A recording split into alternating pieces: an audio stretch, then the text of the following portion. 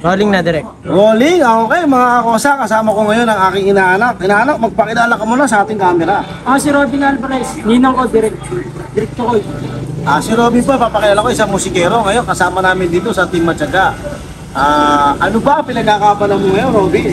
Nagkakabla ko ngayon ng bukod sa pagbabaan dito. Salamat sa inyo, sinama niyo ako dito. Nakakatulong ngayon. Pagkakon-down din. Ano ba ang namimiss mo sa buhay-buhay mo pagka ng bata ka? Namiss ko sa buhay-buhay pero wala akong iniisip tayo eh. Kumbaga walang iniisip na problema. Kumbaga laro lang, kain. Ngayon, ano kaibahan ng buhay mo ngayon? Ngayon, kailangan matuto ka lang kumayod, marunong ka lang pamayo sa sarili mo pa. Hindi pwede yung kasa ka lagi sa magulang mo. Tama, Dapat oo. may alam ka rin sa buhay.